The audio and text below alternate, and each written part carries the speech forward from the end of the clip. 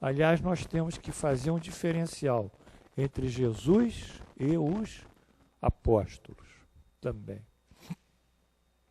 Uma coisa é Jesus, aquele que nos diz: eu e o meu Pai somos um.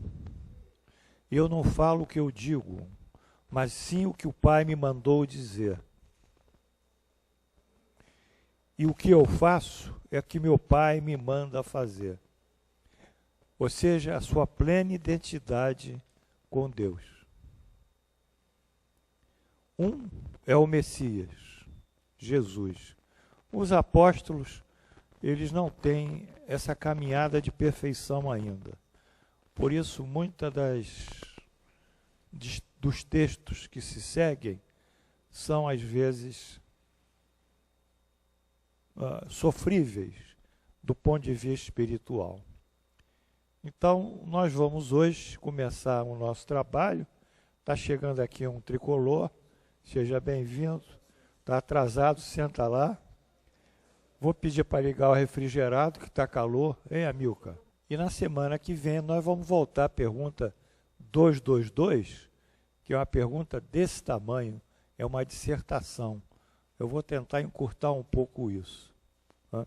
Porque é muito longa essa dissertação de Allan Kardec, que fala sobre a reencarnação.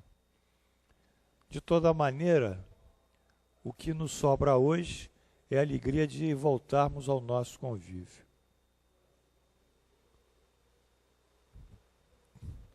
Estamos fazendo...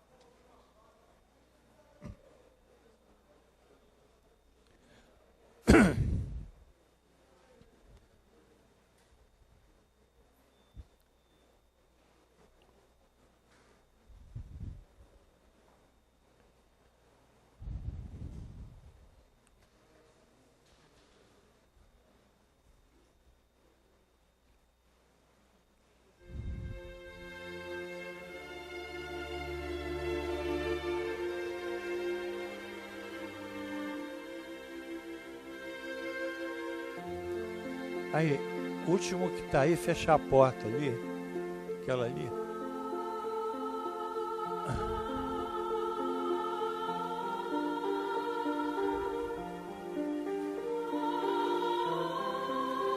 Senhor Jesus, Deus nosso Pai, estamos de volta a essa aula abençoada, para que possamos, através dela, aurir maior conhecimento da nossa relação convosco, Senhor, da relação com os nossos próximos, da relação com a Mãe Natureza e com o mundo. E, sobretudo, conhecermos a nós mesmos, superando as nossas imperfeições e vícios. Assim, em vosso nome, e em nome de Deus Onipotente, damos por aberto as nossas aulas, ou a nossa aula, na noite de hoje, dia 24 de março do ano 2014, pela graça de Deus. Amém.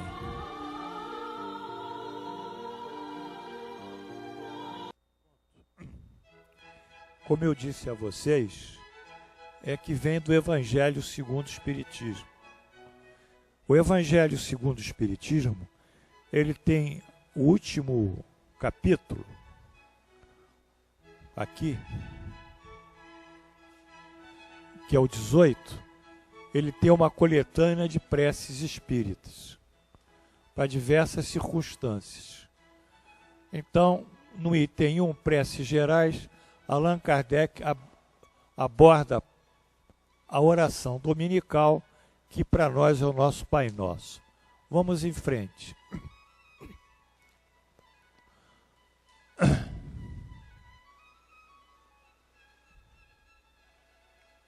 Bom, esse prefácio do Allan Kardec, ele é feito por recomendação dos espíritos, de forma que ele pudesse apresentar a oração dominical, que ele chama o Pai Nosso, não somente como uma prece, mas também como um símbolo. É isso que Allan Kardec nos diz, que ele quer apresentar o Pai Nosso como uma prece, mas também como um símbolo. Isso é por recomendação dos espíritos, porque nós temos que sempre pensar que Allan Kardec não fazia nada sozinho. Ele sempre pedia a orientação dos espíritos e muitas vezes o aconselhamento. Enfim, mas ele diz que a oração dominical fica como uma prece, mas também como um símbolo. Então nós temos que entender o que é o símbolo. O que é símbolo? Porque ele diz símbolo. Bom, o símbolo está aqui. A balança é o símbolo da justiça. Nós usamos a balança que tem equilíbrio para simbolizar o equilíbrio da justiça.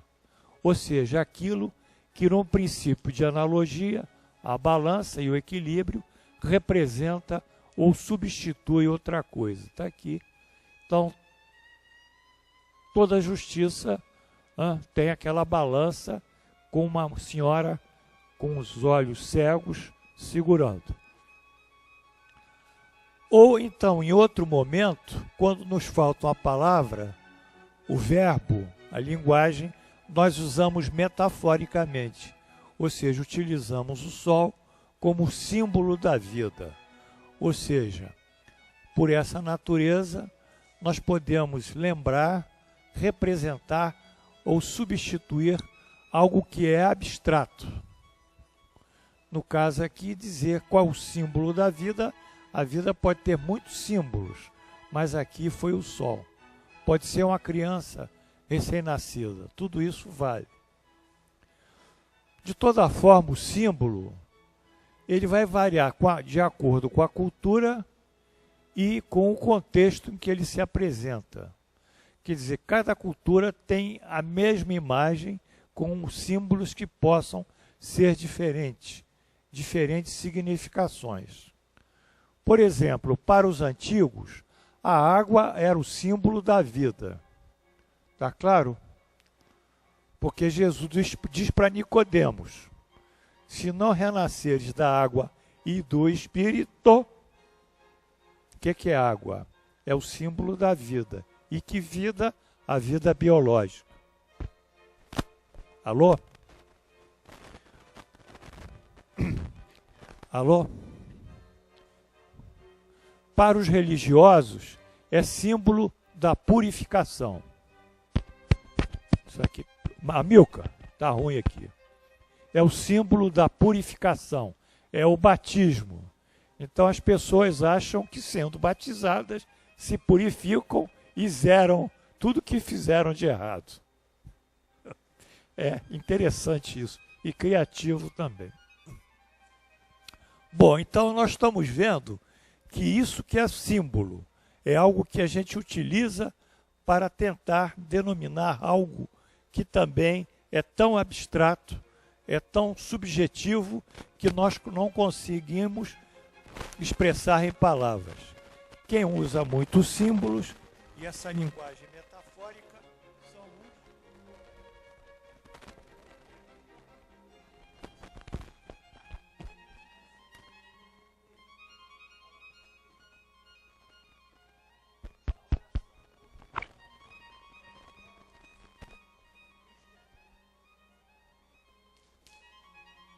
Então isso já sou eu que estou dizendo, não é ele. Porque ela é o símbolo do cristianismo. Porque a vez da cruz para muitas religiões,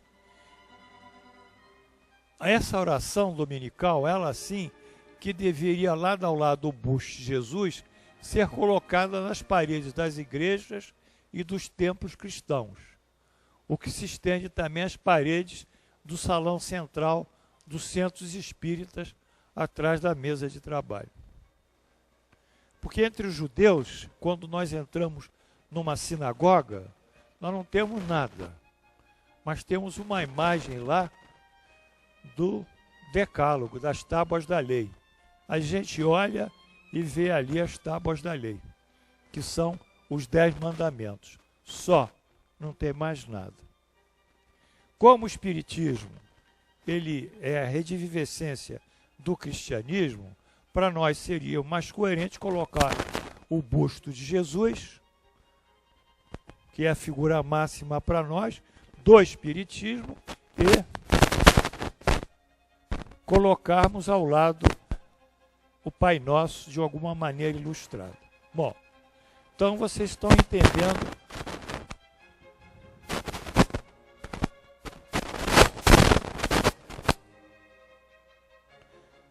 entendendo a importância do Pai Nosso. Vamos em frente. O tempo é curto, vamos. Diz Allan Kardec, de todas as preces, é a que eles colocam em primeiro lugar, os espíritos. Seja porque procede do próprio Jesus, Mateus 5, 9 e 13, seja porque pode suprir todas conforme os pensamentos que se lhe conjuguem. Então essa prece ela é completa. É o mais perfeito modelo de concisão, verdadeira obra-prima da simplicidade, mas que tem esse caráter do sublime. Sob a forma mais simples, ela resume todos os deveres do homem, a prece, o Pai Nosso, para com Deus, para consigo mesmo e para com o próximo. Além disso, ela encerra um credo, que é a profissão de fé em Deus, um ato de adoração a Deus e de submissão a Deus, o pedido das coisas necessárias à nossa vida e o princípio da caridade. Ou seja, ela é completa, porque ela abrange todas as suas necessidades existenciais. Então eu pergunto, por que nós não trabalhamos nisso? Não é? Porque nós estamos tão impressionados com os fenômenos?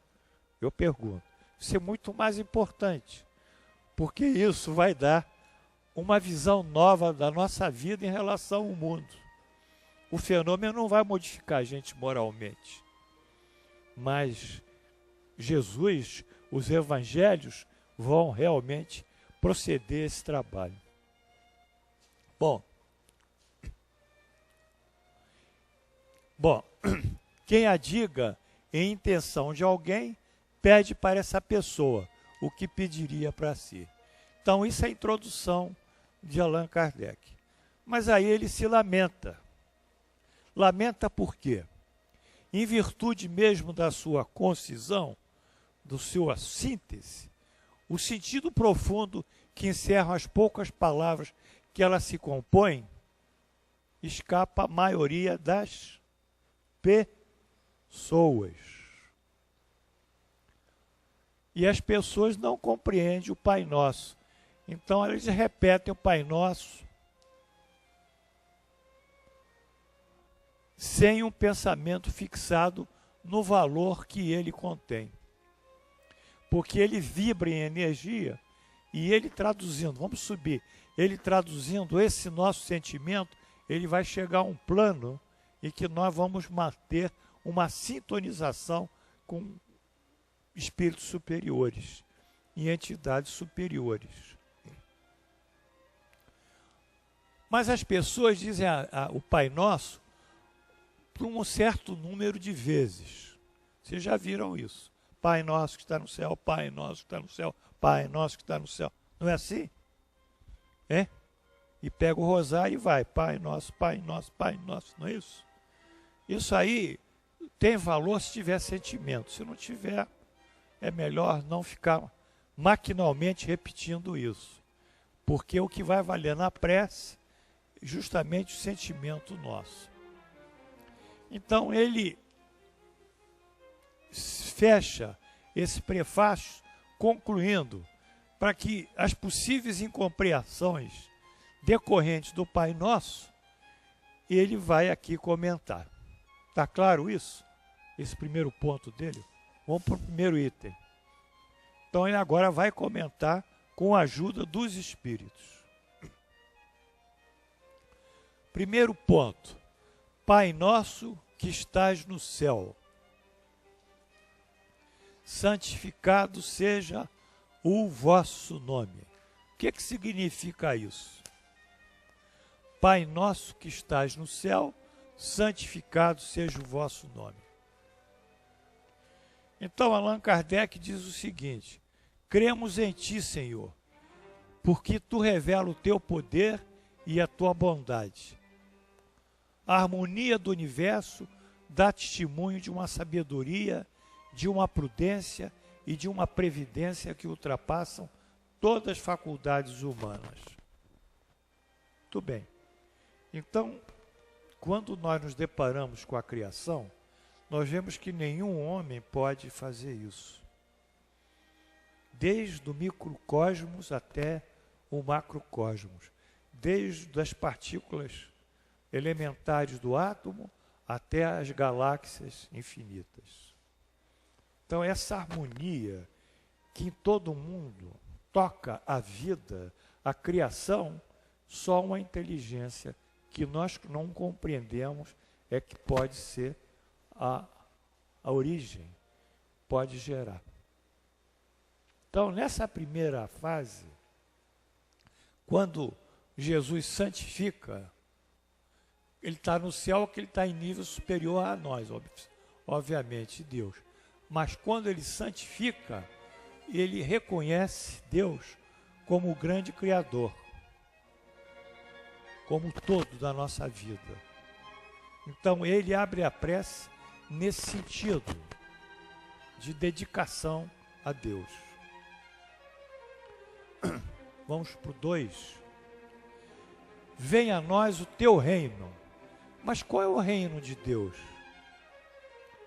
O reino de Deus que ele criou, não é ele, mas o que ele criou, o que é? São as leis divinas. Pessoal, se nós respeitássemos as leis divinas, se nós seguíssemos a nossa vida atrelados às leis divinas, por exemplo, a 10ª lei que substancia todas as demais, a lei da justiça, do amor e da caridade, nós seríamos pessoas maravilhosas. Mas nós somos contumazes infratores. Estamos sempre transgredindo esses princípios. E ao transgredirmos esses princípios, acarretamos para nós o quê? O sofrimento, a expiação, a prova, a dor, seja o que for. Então, esse céu, esse reino do Mestre, é isso. É a felicidade que está aqui, se nós cumpríssemos as leis plenas de sabedoria que Deus criou. Teríamos a paz e a justiça e nós nos auxiliaríamos em vez de nos maltratarmos. Vamos embora? Bom, as misérias desse mundo constituem a violação das leis, porque nenhuma infração delas deixa de ocasionar fatais consequências. Não existe. É a lei da causa e efeito. Se o mundo está num estado de miserabilidade, se a terra é um lugar que se assemelha a um grande hospital de doentes crônicos, eu diria, se a terra é um grande lugar que se assemelha a um presídio, a um degredo, é porque os que aqui vivem atraíram esse tipo de vida para si em decorrência da violação das leis divinas. Bom, e ninguém pode pretextar ignorância a essas leis, pois elas todas estão gravadas na nossa consciência. Não interessa o culto, a nação, não interessa nada. Quando nós fomos criados, as leis divinas, a semelhança de um chip, foi criada, foi colocada na nossa consciência espiritual. Então nós vamos entender aqui que Deus é justo. O homem é que, ao violar as leis do reino, ele que acarreta para si o sofrimento, não é Deus. Se a criança toca o dedo na tomada e leva um choque, é responsabilidade dela, porque ela não sabe. Depois ela aprende que não pode colocar o dedo na tomada. Mas a eletricidade está ali. Ela não está para prejudicar ninguém. É uma lei da física. Ela está ali para trazer energia. Então nós somos como crianças, muitas vezes, imprudentes, e fazemos uma série de coisas. Depois corremos pedindo que as pessoas nos salvem, que os espíritos nos salvem, ou que Deus faça uma graça tal e tal, e que de repente tudo de errado de nós, por um milagre, entre aspas, desapareça. Mas as coisas não são assim tão simples. Seja feita a vossa vontade. Bom, então Allan Kardec mostra que a submissão de um pai, de um filho à vontade do pai, à autoridade, é importante. Então, o que dizer da vontade de Deus? Tá? Essa submissão é um ponto muito importante para os nossos momentos de sofrimento, de dor, de doença e às vezes de perda, né? Faleceu esses dias, desencarnou, o marido de uma amiga minha. Ela estava chorando, estava revoltada. Eu só disse, olha, quando Deus determina uma coisa, nós temos que nos resignar. Chegou a hora dele para ele, ela nem espírita é, para ele falecer, que chegou. Você tem que se resignar e se rezar para ele agora. Porque essa lamentação sua, esse choro todo, é um prejuízo para o espírito dele. Que você manda uma energia mental que não é boa para ele. Você tem que vê-lo num outro plano de vida com felicidade. Então as pessoas voltam-se contra Deus. A revolta é, em síntese, ou melhor, em epílogo, uma revolta contra Deus. A pessoa que está revoltada contra tudo, contra o mundo, contra os outros, na realidade está se revoltando contra as leis divinas, ou seja, contra Deus. Então nós temos que ser mansos, sermos pacíficos, sermos brandos, enfim, sermos puros de coração. Porque com isso nós vamos superar essas dificuldades que nos surgem. Então, seja feita a vossa vontade, é o caráter da resignação e da submissão que nos obriga à vontade de Deus. Está aí. Então, o que é fazer a vontade de Deus? É observar as leis de Deus e submeter-se a elas sem queixumes. O homem vai realmente submeter essas leis quando compreender que Deus é a fonte da sabedoria. E que sem Ele, sem Deus, o homem nada pode fazer. Aí sim ele compatibilizará a sua vontade à vontade divina. E a partir disso ele entrará num outro plano psicológico espiritual. O transtorno mental hoje, sem sombra de dúvida, acomete a maior parte da humanidade. É uma espécie de pandemia, é uma epidemia mundial. Não é a AIDS que acomete, não são outras doenças, é o transtorno mental. E dentro do transtorno mental, o transtorno moral. O homem perdeu os nexos, está perdendo do seu relacionamento com o próximo, no sentido de saber o que é seu direito e o que é o seu dever. Então a coisa vai se deteriorando.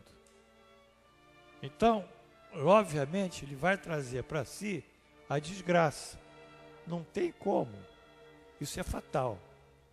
Então, nós que temos que sair desse plano de sofrimento, temos que seguir a vontade de Deus. E seguir a vontade de Deus é seguir o que Jesus nos ensinou. E o que Jesus nos ensinou são os seus evangelhos, são as leis divinas. Por que que nós não estudamos os evangelhos, Paulão? Eu gostaria de dar um curso de evangelho para vocês. Eu me sentiria muito melhor, honestamente, do que ficar dando o livro dos Espíritos, que é um livro de filosofia espírita. É um livro de filosofia espírita, é um curso de filosofia espírita. Como lá na PUC tem um curso de filosofia, na PUC, e que isso é um curso de 4 anos, que se estuda um bocado de filósofos. O livro de Allan Kardec é um curso de filosofia, e que não vai se aprender assim, com uma aula por semana, durante 2 anos. Isso é ilusão. São conceitos e mais conceitos. Isso, para mim, eu dou essa aula porque eu sou um pau mandado lá de cima. Eu não posso sair do meu sistema, senão eles reclamam. Então, como eu sou um pau mandado, eles reclamam, eu tenho que seguir. Mas do coração meu, um dia eu queria dar esse curso. Um dia eu queria fazer um seminário sobre os evangelhos, uma maratona. Porque isso vai ser uma bênção para todos nós. Vai melhorar a nossa natureza e vai trazer muito mais amor para nós. Em seguida, Jesus diz assim: o pão nosso de cada dia dai-nos hoje. Então ele fala da necessidade material, mas também da necessidade espiritual. É o pão do Espírito. O pão figura aqui a nossa subsistência, mas também a boa aula, a boa doutrina, a boa evangelização é o alimento espiritual para o nosso espírito se desenvolver. Glorinha, não adianta eu ficar dando cesta básica o tempo todo para você.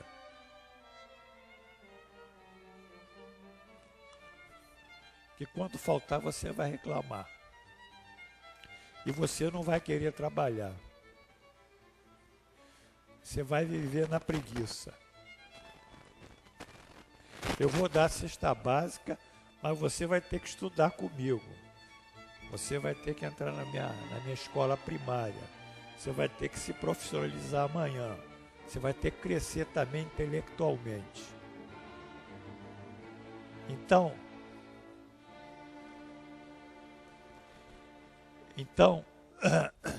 o pão nosso de cada dia é efetivamente esse alimento espiritual e esse alimento material. Ó, tá sem som.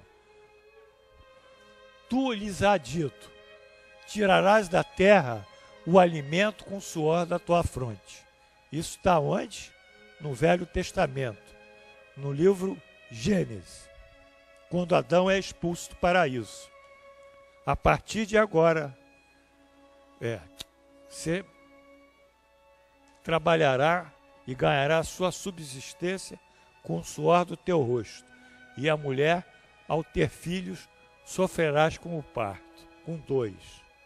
Então, nesse momento, sai aqui o suor de todos nós que temos que trabalhar.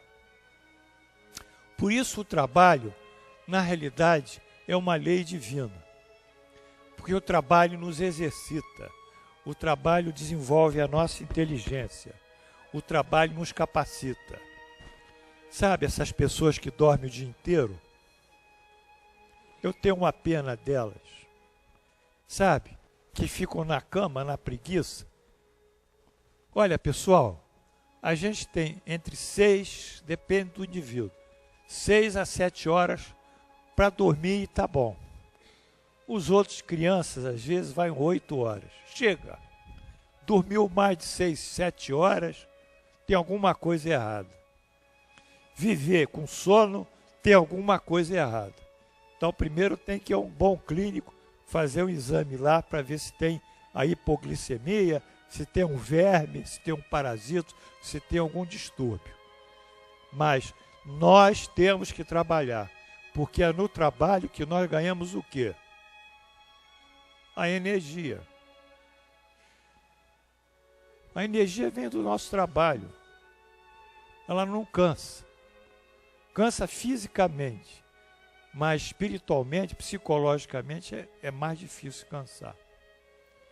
Se nós trabalhamos contra efeitos, ou estamos num ambiente que é hostil à nossa pessoa, realmente é difícil.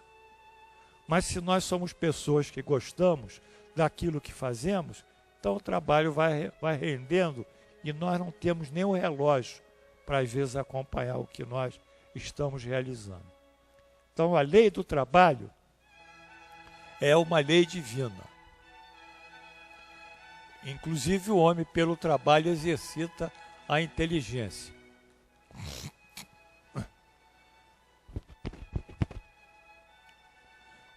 Pode ser um trabalho manual ou pode ser um trabalho intelectual, não importa. Muito bem. Sem o trabalho, o homem ia ficar o quê? Estagnado. E isso não é a nossa função, que nós temos que evoluir cada vez mais. Vamos andando? Ou seja, quando Jesus fala, Senhor, o pão de cada dia, são os meios de adquirirmos, pelo trabalho, as coisas necessárias à vida, porquanto ninguém tem direito de reclamar do supérfluo. O supérfluo é aquilo que sobra, é aquilo que abunda. O mestre oriental Yogananda, ele diz assim, numa das palestras dele, raramente eu vi uma pessoa muito rica ser feliz. Preste atenção. Raramente eu vi uma pessoa muito rica ser feliz, porque ela vive do supérfluo, quer ter um iate, quer ter uma ilha, quer ter isso, quer ter aquilo, vai criando uma série de condições de vida que não são necessárias à sua felicidade. Estão sempre insatisfeitos. Esses ricos, que eles me perdoem, estão sempre satisfeitos. Tá certo? Aqui embaixo. Agora, a pessoa também não vai ficar na miserabilidade nem na pobreza. Ela tem que satisfazer as suas necessidades básicas de vida. Então, quando nós temos uma vida singela, simples, vivendo naturalmente, sem grandes ambições, nós começamos a caminhar a felicidade. Então, o trabalho pode nos dar até condições de adquirirmos o supérfluo. Pode sim, mas nós temos que deixar de lado esse supérfluo. Perdoai as nossas ofensas, assim como perdoamos aqueles que nos ofenderam. Isso aí é também básico para nós. Se nós não perdoamos aqueles que nos prejudicaram, como é que nós vamos sair do problema? Nós temos que mobilizar a nossa natureza. Nós temos que perdoar. A vida é um constante movimento de perdão. A cada segundo nós estamos perdoando. A cada minuto nós estamos perdoando. A cada momento nós estamos praticando a tolerância, a paciência, a compreensão. A cada momento nós estamos praticando uma forma de caridade, que é o perdão. Que o perdão também é uma forma de caridade para com o próximo. Mesmo que o sujeito tenha feito uma porção de coisas, se vocês ficam ainda pensando no passado, vocês estão presos àquele sentimento. Isso vai atrasar o desenvolvimento de vocês. O passado, diz o mestre oriental para nós, é uma espécie de tapete. Tapete, aqui a gente pisa e esquece dele. O passado não é para ficar se lembrando, evocando as frustrações, as misérias, as desgraças. Nada disso traz energia, nada disso traz felicidade. Pelo contrário, as cargas negativas é que gostam de habitar esse tipo de sentimento. Então nós temos que perdoar. Porque cada infração nossa, em última análise, é uma violação à lei do amor. Quando nós temos a ira, o ódio, a ira às vezes é subitânea, depois ela desaparece. Mas aquele sentimento de vingança, de retaliação, de ver o sujeito entrar numa situação de sofrimento, aquela pessoa que nos prejudicou, isso é uma infração à lei do amor, que recomenda que todos nós perdoemos, que todos nós amemos uns aos outros. Então, o indivíduo que está preso à impiedade vai ter que responder por isso, porque é mais uma vez um infrator da lei divina.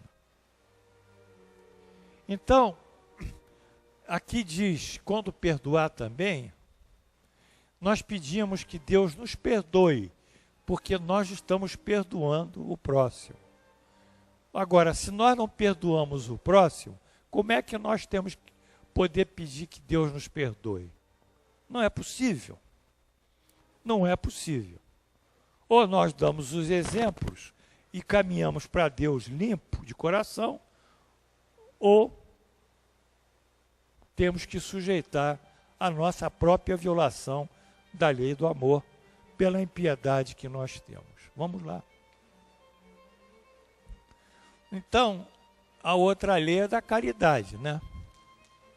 E aqui Allan Kardec é claro, a caridade não é só assistir o semelhante em as suas necessidades. Ela consiste também no esquecimento e no perdão das ofensas. Isso também é a grande caridade. É a grande caridade. E ele diz aí, com que direito reclamaríamos, Senhor Deus, da tua indulgência, se dela não usássemos para com aqueles que nos dão um dado motivo de queixa? Concede-nos, ó meu Deus, forças para apagar de nossa alma todo ressentimento, toda a alma e todo o rancor. Vamos. Constituem parte de nossas provas terrestres as perseguições que os maus nos infligem. Devemos então recebê-la sem nos queixarmos, como todas as outras provas, e não maldizer dos que, por suas maldades, nos rajam o caminho da felicidade eterna. Visto que nos disseste, por intermédio de Jesus, bem-aventurados que sofrem pela justiça, ou sedentos da justiça, porque serão fartos. Então, nós temos que ter essa visão. Senão, não haveria razão de nós estarmos aqui hoje, nem de ter aula. A aula é justamente a terapia, é uma psicoterapia evangélica. É para modificar a nossa natureza e ter como linha doutrinária Jesus.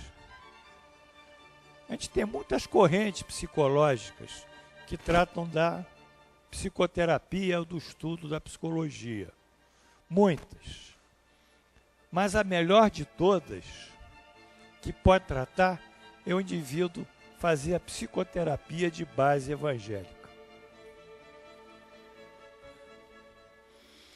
Mas a psicoterapia de base evangélica é uma autopsicoterapia também, porque é a introjeção desses conhecimentos para modificar a nossa natureza espiritual.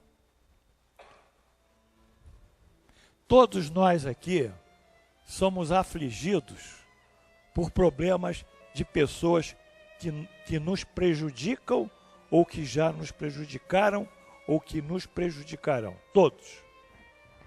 Não acredito que tenha aqui um que não foi prejudicado. Não existe isso.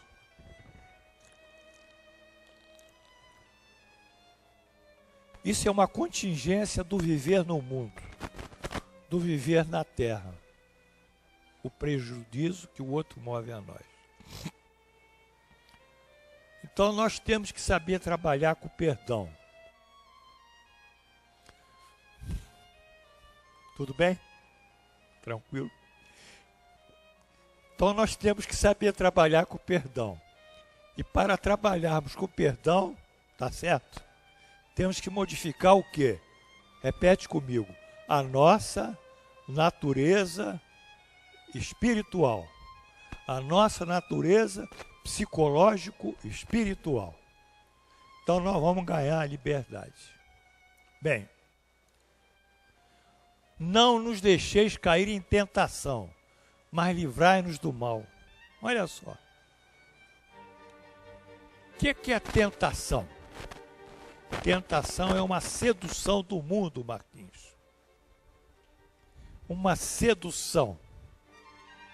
E muitas vezes nós somos estimulados para entrar nesses caminhos sedutores e que nos levam muito longe, não.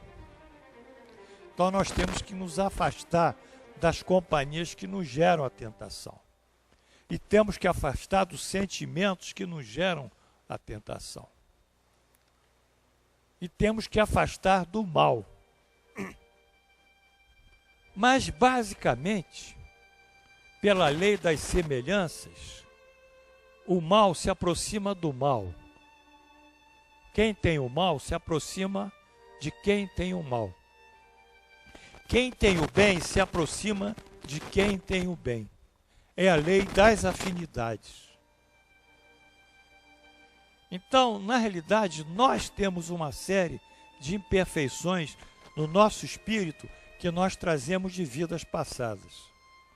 E nós temos que ter consciência dessas imperfeições. Será que é egoísmo? Será que é uma vaidade? Será que é um orgulho? Será que é uma ambição desmedida?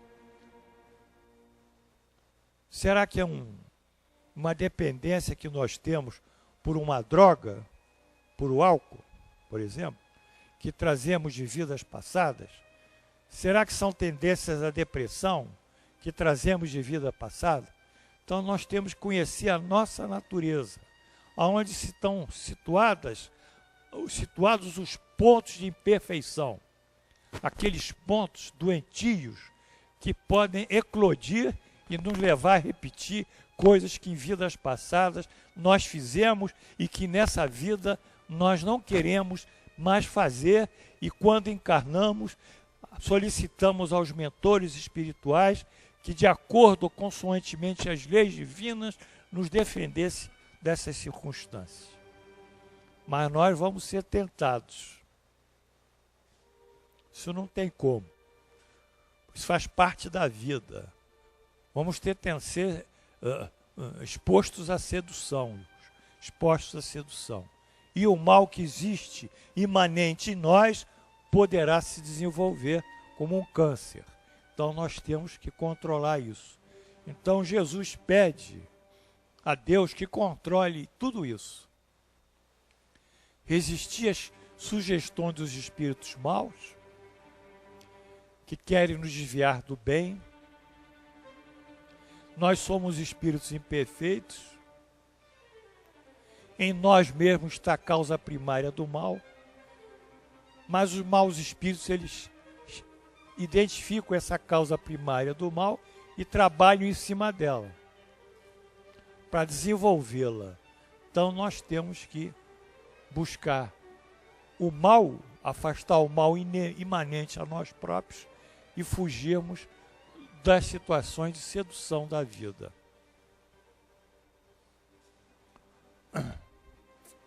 Vamos lá?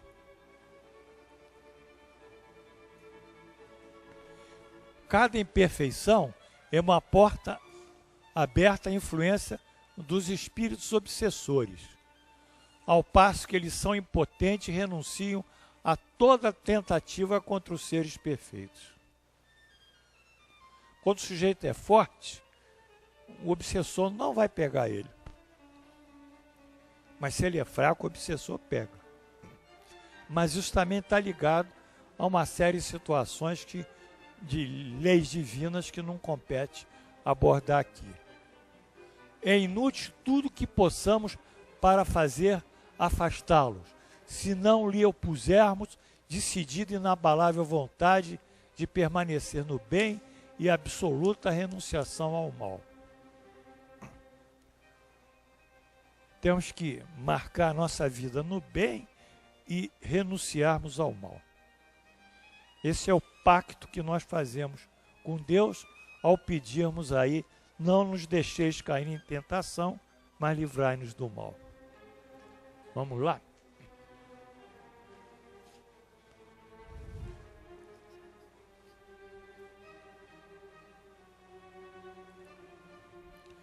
Enfim, ele vai concluindo. É contra nós mesmos que temos que dirigir os nossos esforços. Está claro aí? É contra nós que a raiz de tudo está em nós.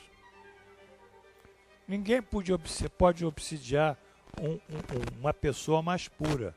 Eles não têm como manter a sintonização com ela. São ondas diferentes. Não há sincronismo nisso.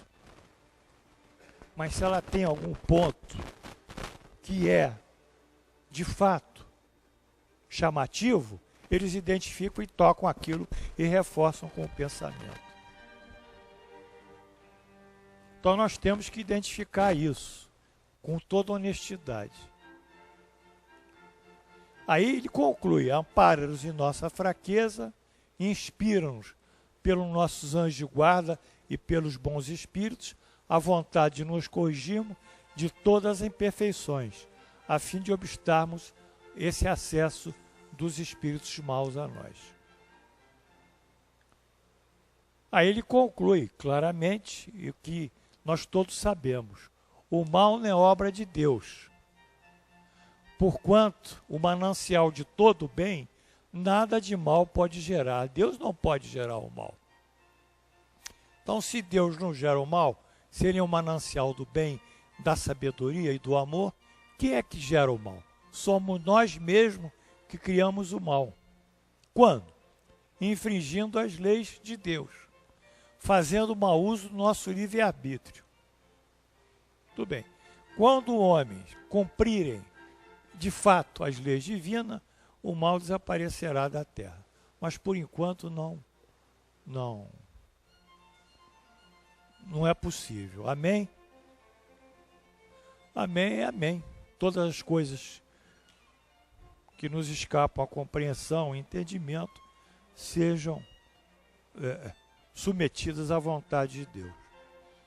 Então, nessa prece aqui, o Pai Nosso, nós vimos como as coisas são para nós importantes. Como Allan Kardec, por orientação dos espíritos superiores, abriu esse livro para nós. Quando agora nós rezarmos o Pai Nosso, quando dissermos Pai Nosso que estás no céu, para nós será o signo da perfeição. Seja feita a tua vontade, assim na terra como no céu, será o signo da submissão à vontade do dia. Perdoai as nossas dívidas, assim como perdoai as nossas ofensas, assim como perdoamos aqueles que nos ofenderam, será o signo do respeito à lei do amor, o perdão. Não nos deixeis cair em tentação, mas livrai-nos do mal, será o signo de nós nos afastarmos das más companhias, dos maus pensamentos e fazermos uma autoanálise muito honesta para mudarmos o nosso quadro mental e moral. Seja feita a vossa vontade, assim na terra como no céu. Acho que ele faltou isso aí. Mas... Amém. Enfim, então nós entendemos sinteticamente o que significa isso. Eu corri um pouquinho de propósito, porque vocês ficaram com um bilhetinho aí.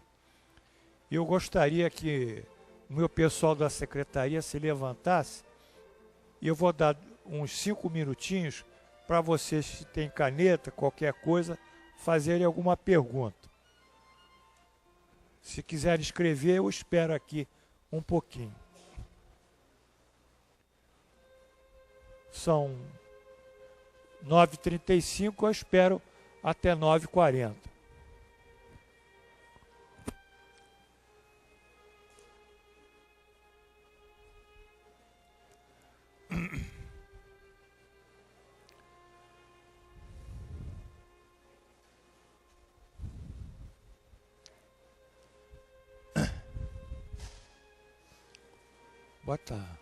Bota a Vivaldi.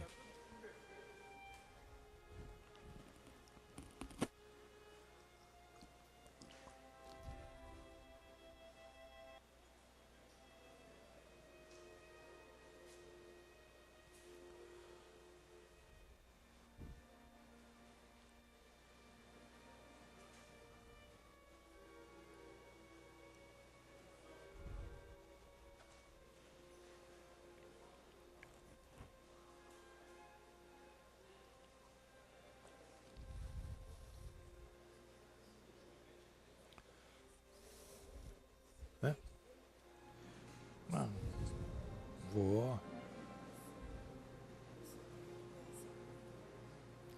Eu dei um tempo aí para eles.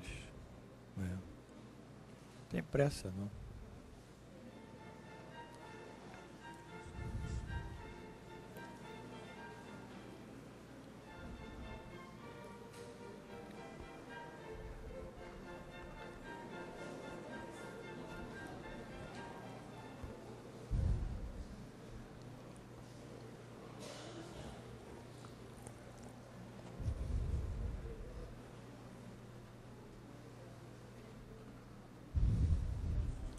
Próxima vez vocês trazem a caneta, tragam a caneta, né? Bom, eu acho que o pessoal está batendo papo, não é, Irene? Estamos batendo papo aqui. Vamos ver as perguntas. Quer ler aqui para mim, Glória?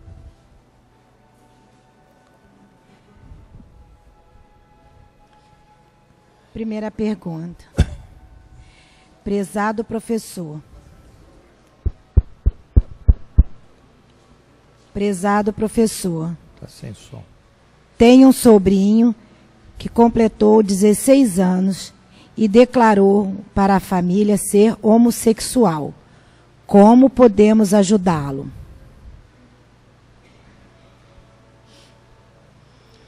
O que vocês acham? O que o Espiritismo explica da homossexualidade?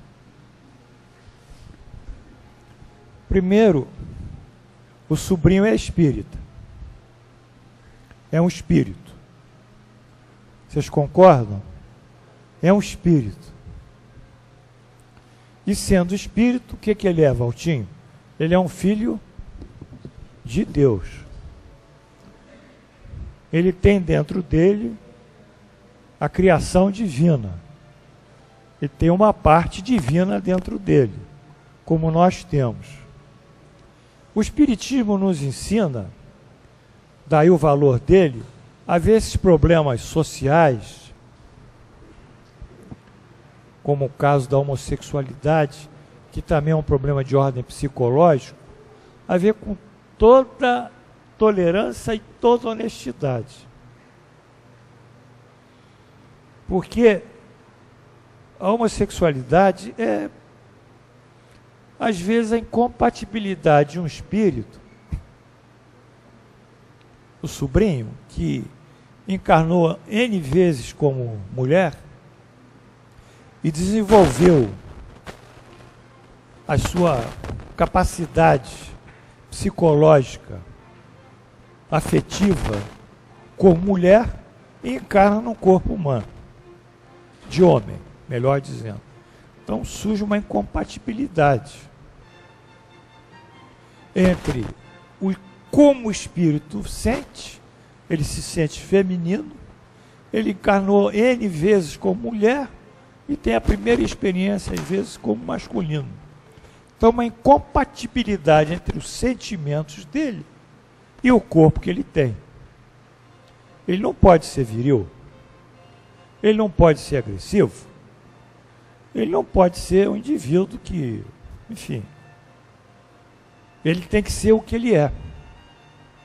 Então, se a doutrina espírita, ela manda tolerância, ela manda nós sermos benevolentes, ela manda nós sermos indulgentes, então nós temos que ver a homossexualidade como uma incompatibilidade dessa jovem, a sua própria natureza espiritual, e tentar aceitá-lo com naturalidade.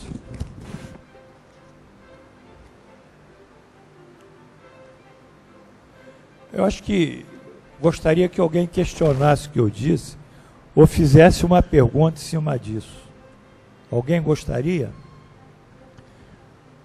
Vem cá, senta aí, Glorinha, por causa da energia, que eu tenho que ficar sozinho, hein? Não, chega aqui que eu não escuto, eu tenho um problema de audição.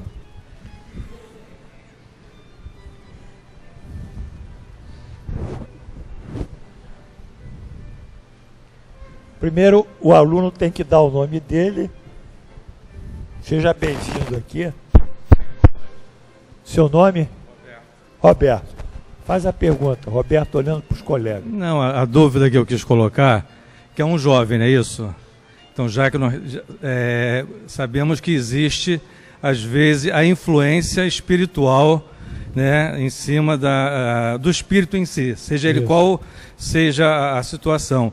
Se ele não tem toda uma estrutura, será que não pode ser uma influência espiritual que pode, às vezes, estar, vamos dizer assim, se afinando com ele, tentando conduzi-lo, ou ele ou ela, para uma situação que ele está em dúvida? Não tem dúvida. Eu abordei aqui o aspecto primário da homossexualidade, congênito, ou seja, ele já nasce com essas tendências. Desde pequenininho já se nota isso. Desde pequenininho. Então, isso é um tipo de homossexualidade. Outro tipo pode ser um fator obsessivo, pode ser a atuação dos espíritos, pode ser o meio em que vive, e a criatura é frágil e se deixa levar por isso. Enfim, as causas são múltiplas, não é uma causa só. Eu abordei apenas a causa da constituição, mas existe a causa do ambiente, a causa do convívio, como você falou. Só desculpe colocar, porque, vamos dizer assim, as pessoas sempre tentam discordar a questão do sexo, fala que é homofobia, né? Quando rejeita.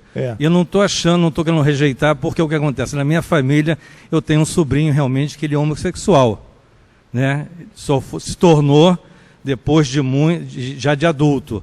Mas como o senhor falou, desde o início, ele demonstrava uma certa, vamos dizer assim, tendência para alguns comportamentos, né? Mas essa é a minha dúvida, porque às vezes, será que o jovem não pode, porque hoje é muito normal dizer que é normal. Ele pode ser influenciado, sim. Não tem dúvida. Mas o que o espírita vai pensar, Roberto? Ele vai pensar que tem aqui o quê? A magnitude da tolerância. Nós temos que ser amorosos e tolerantes, independente das circunstâncias.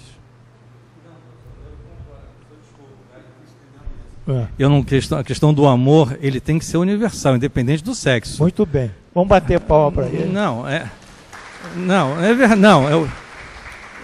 Muito bem. Não, porque no próprio Evangelho diz, o espírito não tem sexo, não tem nem cor. Não tem sexo. Não é isso? Então não estou falando questão do amor. Eu estou, às vezes, a questão porque, às vezes, nós como espírita, né, ou dentro da doutrina, queremos achar que isso é um comportamento que temos que aceitar sem primeiro investigar dentro do amor, como o senhor está falando, né?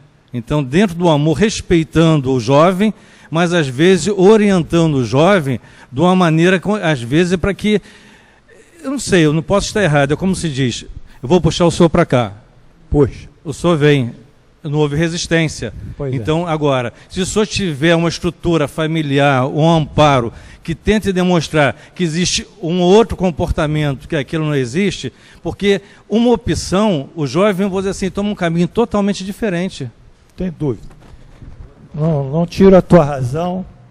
Eu mesmo, como psicanalista, entendo essas coisas, só que não dá para me estender mais, tá? Vamos à segunda pergunta.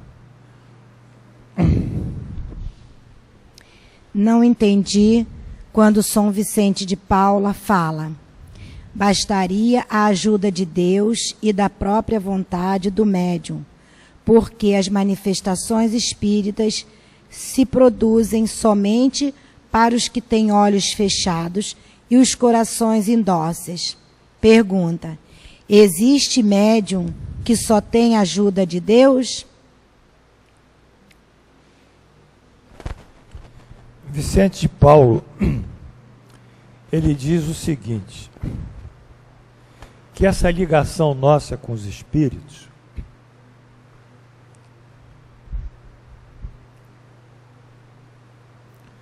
é uma ligação de intermediação nossa com Deus. Nós temos pessoas que se propõem intermediar a nossa relação com Deus. Que pessoas são essas? Elas são o clero. Toda religião tem o seu dogmas, que firmam os seus princípios teológicos.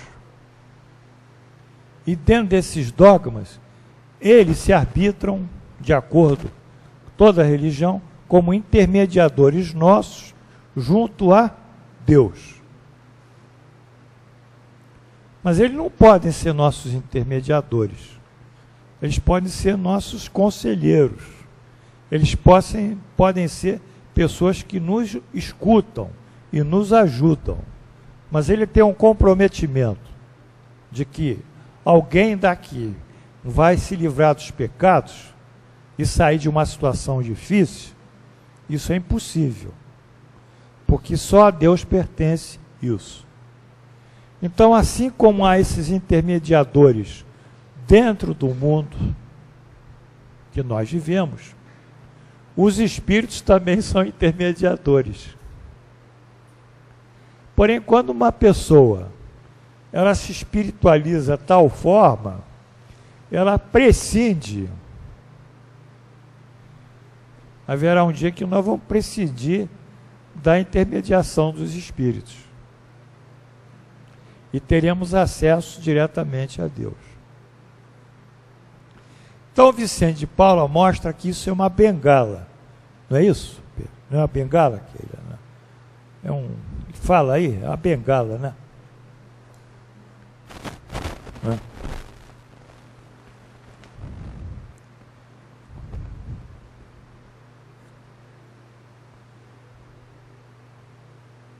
Bastaria a ajuda de Deus e da própria vontade. Está claro aí? Bastaria a ajuda de Deus e da própria vontade do médium. E nós somos todos médiuns, todos nós. Porque as manifestações espíritas se produzem somente para os que têm olhos fechados e corações indóceis. Essas manifestações espíritas ostensivas são para as pessoas ainda que não têm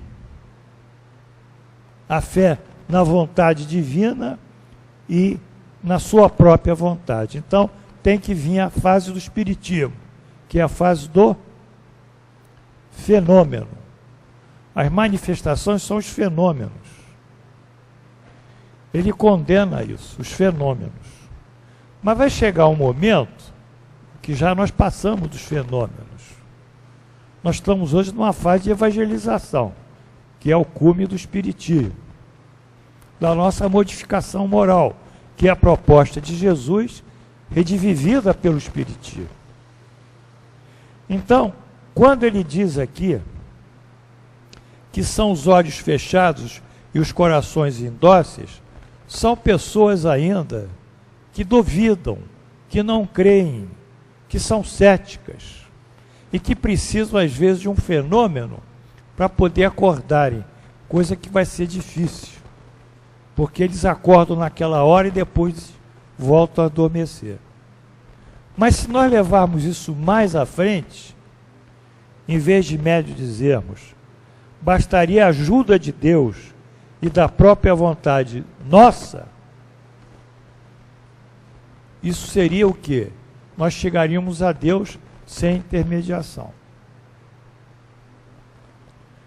A doutrina espírita, para nós, o espiritismo, é ainda uma forma de nós nos aperfeiçoarmos. Mas vai chegar um momento em que, evoluído a um ponto tal, nós não estaremos mais nesse planeta.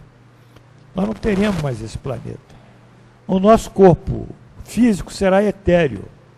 Nós poderemos conectar diretamente, isso que é o futuro, pelo pensamento, pela intuição, com os espíritos. E poderemos perceber Deus com muito maior clareza que nós temos percebido. Então, se vocês ficarem em dúvida, eu respondo porque o tempo está terminando. Mais uma?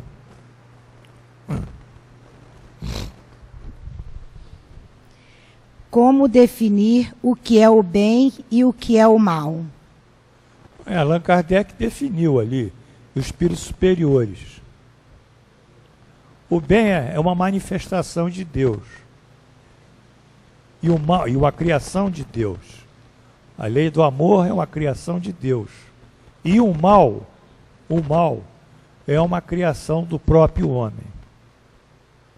Então, aquilo que vem do homem, da imperfeição do homem, é o mal. E o que é o mal? Qual é o efeito do mal?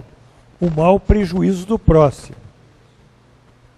Tudo que prejudica o próximo é mal. Tudo. Sentimentos, pensamentos, coisas materiais, coisas concretas, agressões, homicídios, tudo isso é mal.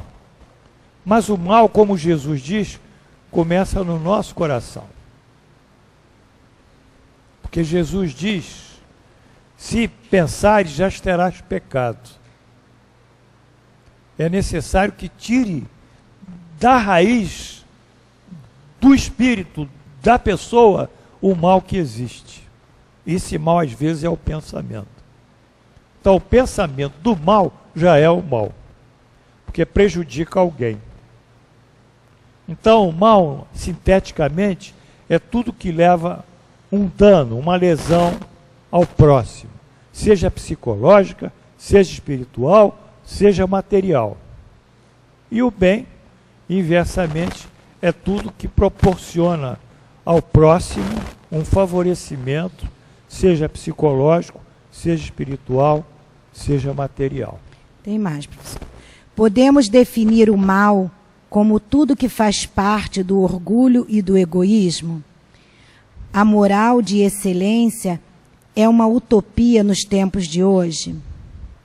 A conduta e o comportamento aliado à moral do Cristo é o caminho da felicidade? Não tem dúvida. Isso aí é o nosso caminho. É nos alinharmos com Jesus. É isso. Mais além, não há outro caminho. Então, quanto à utopia nos tempos de hoje, não.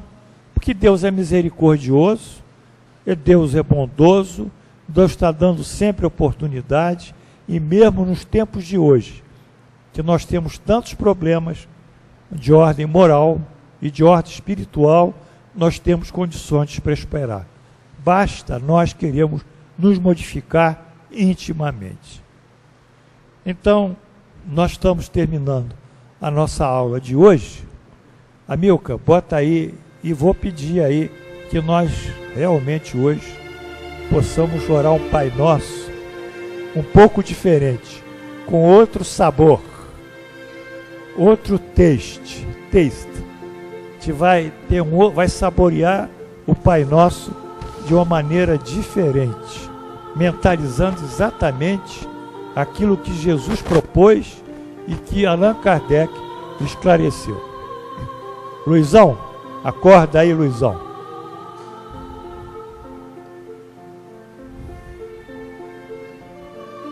Vem rezar com a gente agora.